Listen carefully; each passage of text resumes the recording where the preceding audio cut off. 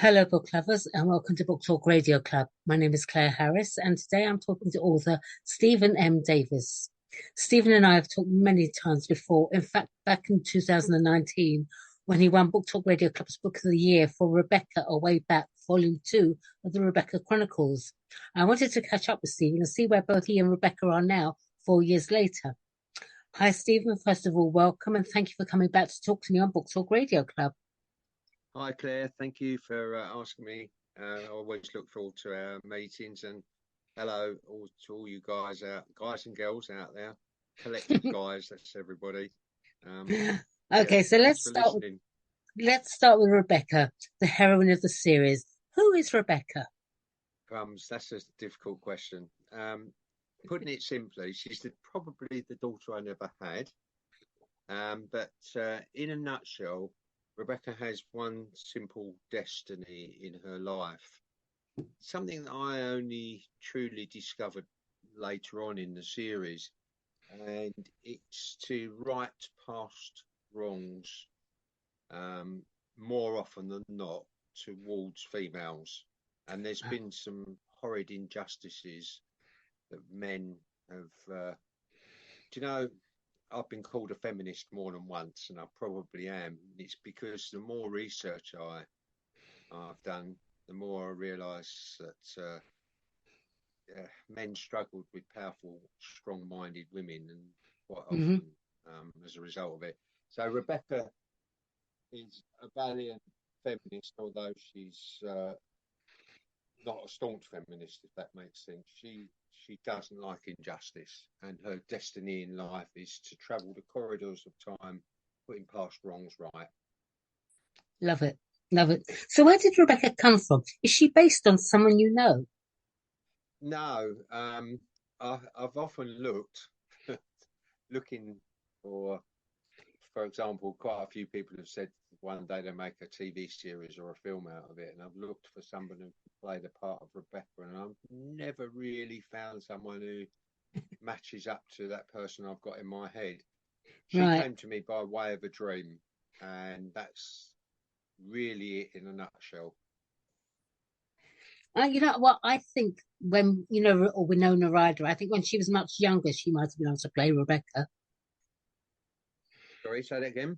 You know, Winona Ryder, the actress. I think when she was much younger, she may have been able to play Rebecca.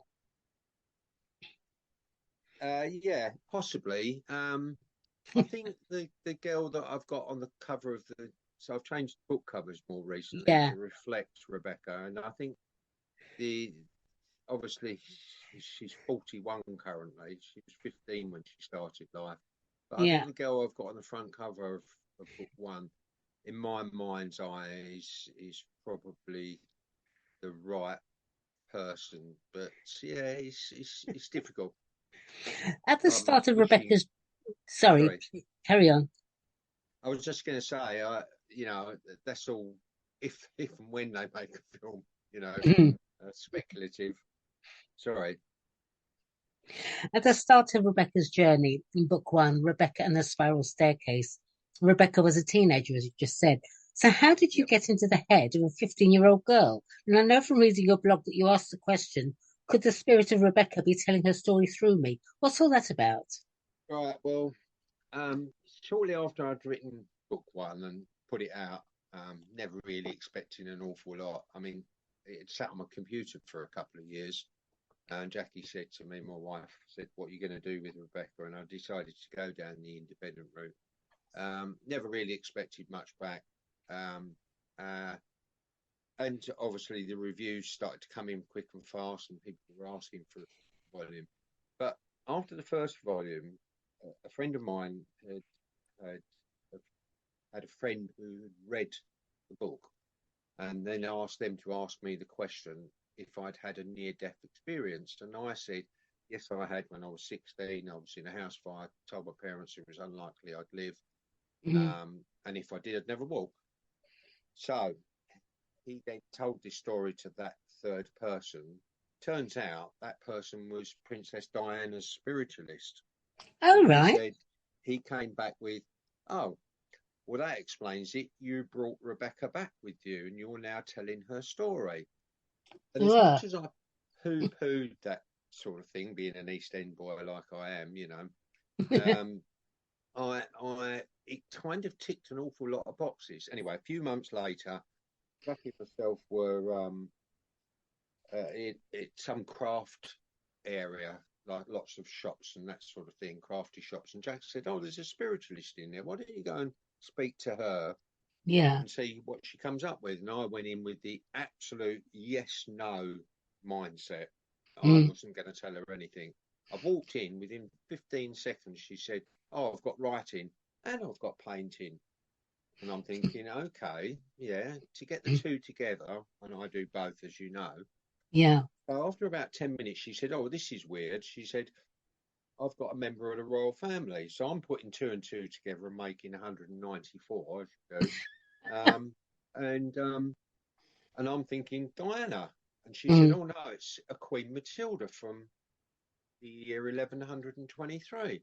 Oh my Well, goodness. I tell you, the hair stood up on my arm because the day before I'd written a chapter about Queen Matilda, and the only person on the planet who knew was Yeah. me and my laptop. And she Wow. said, "I've got her here with you. Yeah. She's your muse, and it's her story that you're telling." Wow. Now, it turns out I started to do quite a lot more research on Matilda when I got home, kind of buying into it, but not because I'm a bloke, you know what I mean? We don't buy into that sort of stuff. Um, and turns out King Stephen, William the Conqueror, because I take real historical events and fictionalise them. Hmm. Turns out William the Conqueror, King Stephen, William the Conqueror's great grandson, went after Matilda and eventually slayed her because she could see beyond her years. Now you can interpret that however you want. Wow. Yeah.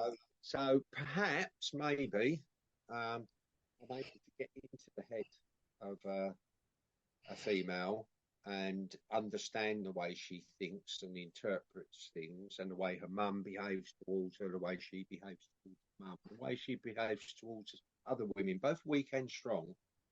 Mm. Um, because I'm being guided. Because I sit down at my laptop, make no mistake. I say, "Okay, Rebecca, okay, Bex, as I call her, we're going left," and she's like, "No, no, we're going right today." And I just follow her lead now. And I've learned to listen to her voice to the point where I would recognise her in a crowded room. As daft Brilliant. as that sounds, No, you I, know. I think it's brilliant. I love it. I love it. So Thank let's you. let's talk about Rebecca and the Spiral Staircase. This is book one in the series. When Rebecca's parents moved to a Gothic mansion in the north of England, she sets off exploring the 26 acres. One of these jaunts, she finds a Victorian key that opens the door to a ramshackle summer house. Inside, she finds an old spiral staircase, which is the start of her adventures through time. Without giving away too much, what's her first adventure? Okay, so she steps through the door on a spiral staircase and inexplicably finds herself still within the grounds of the manor house, still in the old summer house, bizarrely though, in 1853, and she's plunged into the midst of a three-way love triangle between George, the lord of the manor, Meredith, his estranged, distanced wife, and the unsavoury Millicent Black. Mm, Uh, and Rebecca sets about showing Meredith an alternative path to a way in which she can live her life. And you could look at that and look at Rebecca's own parents and the way they'd lost direction and say, is it the same story being told over and again? Perhaps it mm. is, but whatever it is, it's the start of her journey of putting women in a place of strength rather than weakness. I'm going to skip the next question because you just told us who Meredith is and what she's to Rebecca. But let's go on to the next one now. Rebecca, A Way Back is the second book in the series. Rebecca is a little older now, and after her first year at university, common sense rears its head a little too often for her liking. She finds herself applying rational thinking to all that life offers. Why is that perceived as negative, Stephen? Because if when Rebecca was 15, she'd applied common sense to her way of thinking. I mean, she'd walk down the garden and speak to every shrub and plant that was Mm, listening, and she'd be looking for the fairies and listening for the whispers of the elves and pixies and such like. mm, With common sense, she wouldn't have done that at 15. yeah. And the loose term "she's away with the fairies" quite literally Rebecca was. And what happens as she gets a little older, especially when she's at university, common sense tends to get in the way of a youthful way of seeing the world. And do you know what? We all had an opportunity to continue to see the world through rose-coloured glasses, Mm, from a youthful perspective. I think probably most of us would choose to. God, yeah, and how. Yeah. In book two, A Way Back, Rebecca does go actually a way back. In fact, she goes to the 12th century. How much research did you have to do in order to be able to paint the picture of this time with your words? Well, interestingly, I do an awful lot of research because, as I said earlier, I take real historical events and then fictionalize them. But the one thing I've learned in life, especially the society we live in now, if you're a centimetre or a millimetre out with what you say, with your timescales and things, Mm, someone will pick up on it and throw a hand grenade at you. So I do enough research to make sure that I can then fictionalize the story, but still stay true to history. That right. said, history is only true to the person who is telling it. Yeah. A lot of it becomes very ambiguous. Mm, There's an awful lot of stories around that have several different paths, and depends which side of the fence you're sitting on as to which you choose to believe. let's jump to book five now. That's titled Rebecca Back to the Beginning. The book blurb mentions, and this is your most recent book, I should say, mentions that she'll find herself at the centre of the British suffrage movement. So, how interesting. What made you go down that road then? Right. Well, I think because the way one, two, three, and four had gone with her, um, righting past wrongs, and it was a pathway that became increasingly evident to me as I was writing her stories, her chronicles, because that's what they are. I just woke up one day and I thought I'd finished after four, as I did after three and probably two. Mm, And something caught my attention on the computer about the suffrage movement. yeah. And do you know what? I invented a character in book one, Millicent Black. Mm, And I started to do some research on the suffrage movement. And the first Bill of Reform was read in the Houses of Parliament in 1853, and it lost by a handful of votes. But the person who brought it to Parliament was someone called Millicent Fawcett Black. You oh couldn't my make it God. up. You couldn't make it up. So I That's thought, well, amazing. there's book five straight away. So I Mm, went down that road. I included in book five, though, also an awful lot about St. Osyth, which is actually where I live, and the story of Osyth, who in 903 was supposed to be married off to the King of Essex, mm, and a white hart appeared, mm, a white deer, and he instead chose to go off after to hunt the white deer, mm, and Osyth escaped and went to the nuns as a sanctuary, mm. and the nuns turned her over to the King of Essex, and the the logo for Osyth is Osyth walking around with her head under her arm. I Oh might my God. add that the white deer are Yeah. still here, and I can look out my window now and see the white deer walking around. So, so yeah, two stories, two angles, they all intertwine as they often do, Yeah. and follow a similar route. Um, yeah, it's the suffrage movement. I mean, heavens above. 1853, they then waited until 1911 before they read it again, even though it only lost by a few votes. Mm. So what I have Rebecca do, I won't tell you. I'll let you read it. I understand book six is about to be published soon. Rebecca wakes and finds herself in a damp, foul smelling 14th century witch's jail, which is a step way out of her comfort zone. To compound her emotions, somehow she's jumped 600 years into the past whilst asleep. In the cell alongside her is a prominent member of the royal family labelled a witch. Knowing the horrid consequences facing this flawed woman, she feels compelled to clear her name. This sounds so good. Do you have a publishing date yet? I can't wait to read it. Yeah, you know what? Interestingly, it's a route I've gone down, and this is how bizarre things work with Rebecca. So, 3 days after I start writing Volume 6, as I called it, The Witching Dark Ages, the USA decided to pardon all witches. Unbelievably, they were still burdening females with the label witch until the 1850s, whereas at least we stopped a way a lot earlier than that. Um, Publishing date. I'm on 70,000 words, which is about 230 pages, finished, edited, done, dusted. Got the last bit to go. I'm allowing myself a little time to choose the path for the last probably 25,000 words or so. I'm reckoning mid to end of July, although the Fabulous. amount of people that keep knocking on my social media door and asking, putting demands on me for book 6. But I say to them, well, look, no sooner book 6 is out, you're going to be wanting book 7. So Yeah, uh, exactly. um, when Rebecca's ready, it will be ready. Yeah, exactly. Exactly. So, I mean, you've gone through everything about Rebecca, uh, but could Rebecca have gone into a different genre? Why did you decide to write about time travel? Or again, was it Rebecca that told you?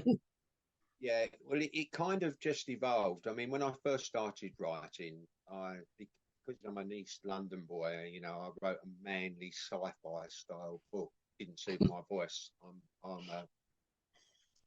It's been said more than once that I have a feminist female literary voice, which I do. I recognise now in Yeah, the you way I do. write. Um, it's very smooth. It's all about how it sounds to the reader and where I'm taking the reader, rather than the hard-boiled approach that sometimes male literary voices have. Mm, Why time travel? Uh, I tend to err away from the time travel aspect and go more down. She's a time-altering path that she's on. Uh, it's interestingly Amazon, who asked how they know I'm writing volume 6, actually sent me a personal email last week and asked me to enter volume 6 in this year's UK Storyteller 2023. wow. Um, I, I have in the past voluntarily entered and, been accepted, been semi shortlisted to the point where they recategorized my book not as time travel but as metaphysical and visionary. Oh, And I had to look it up, as everybody does. But it's a genre very widely recognized now. It's only come about. Metaphysics dates back to Greek mythology, and yeah, metaphysics means something that you can believe in that you can't prove. And a yeah, really good example of that would be the Bible. yeah. And for the Amazon to choose to categorize me in that group means that what Rebecca does is the sort of thing that you could say, because I never tell anybody she's physically time traveling. I let the reader decide how she's getting from A to B. Is she Right. doing it spiritually? Is she doing it through the eyes of our ancestors or predecessors? Or is she somehow manifesting into their body, into their world? There's certainly no police box or DeLorean involved in Rebecca's time travel.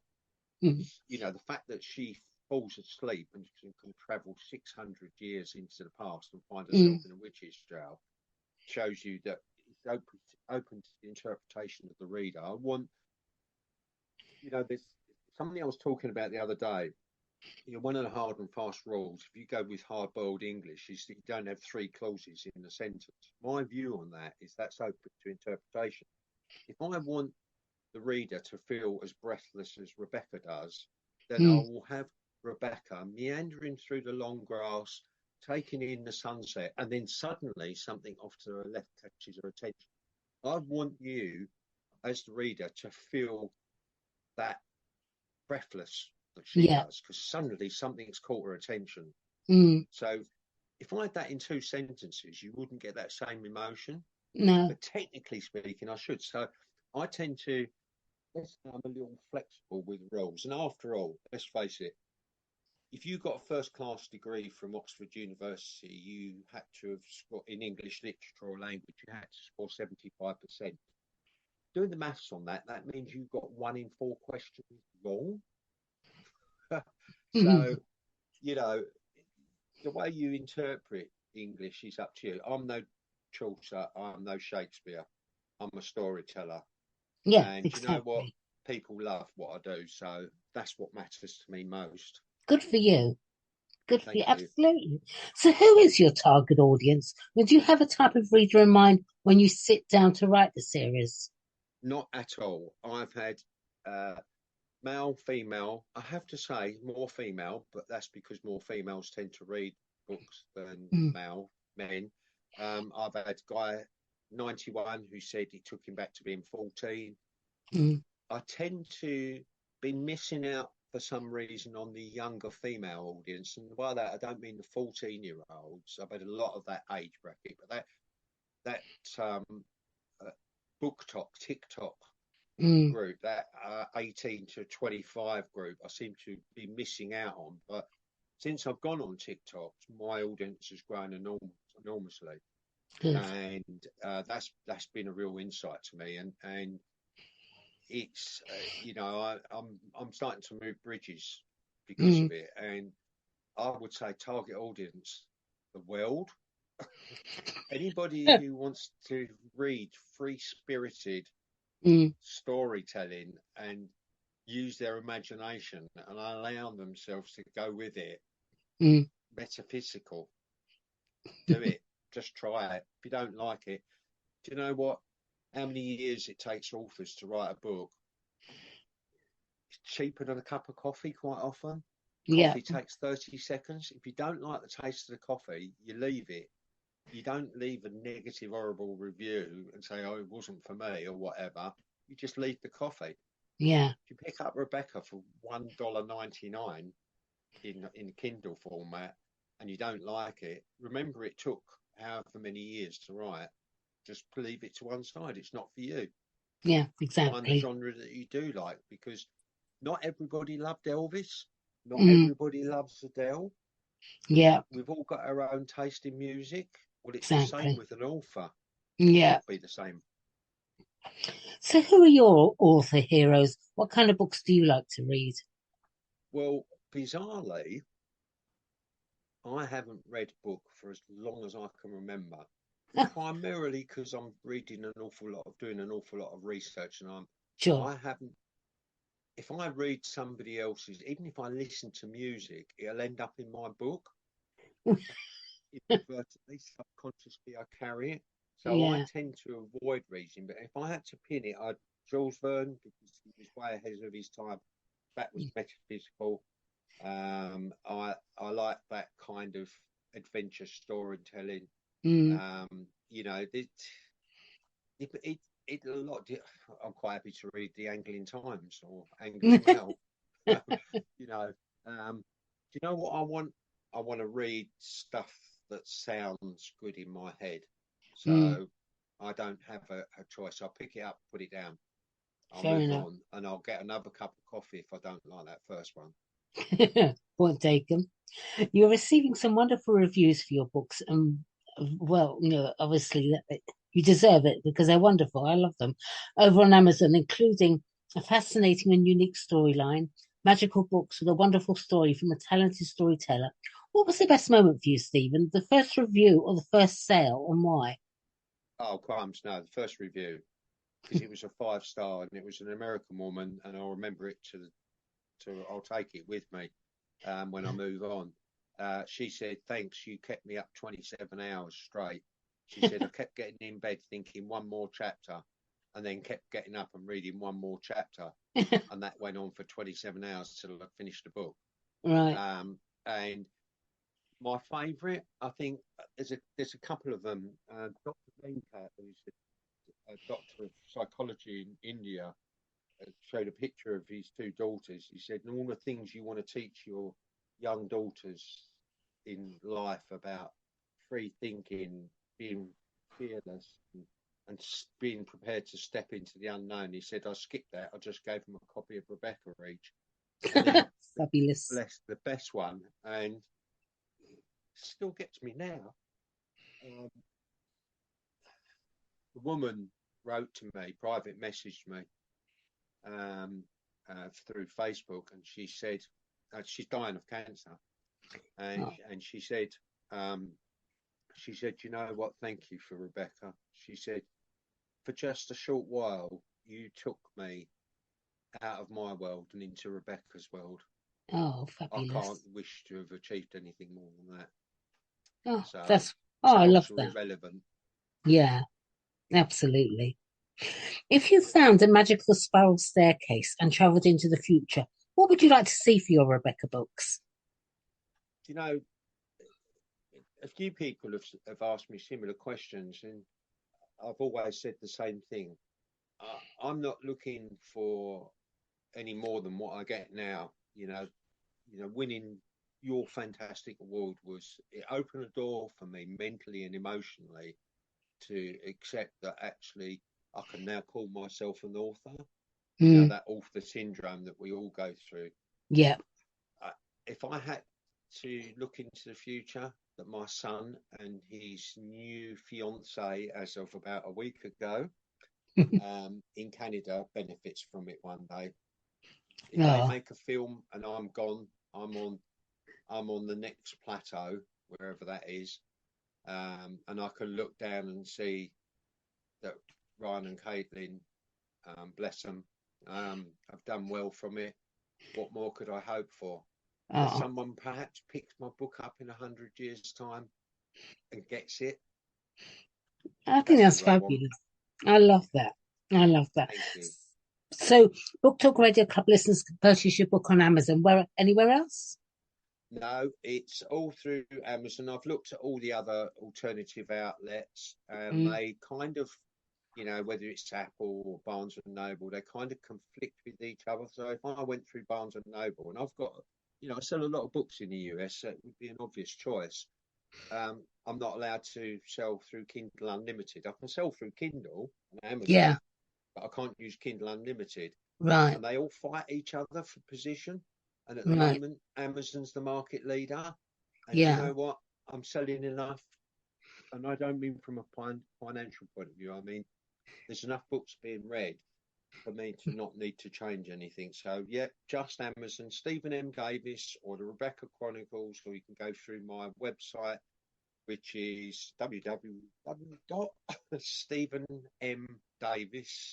www.stephenmdavis.co.uk, all one word. Wonderful. All right. Well, thank you, Stephen. Please come back and talk Book Talk Radio Club again. It was lovely chatting with you. In the And meantime, good you. luck for the future, and thank you everyone for listening to Book Talk Radio Club. Lovely to speak to you, Stephen. Thank you, Thank you. everyone. Thanks, Claire. Okay. Bye now. Bye. Bye.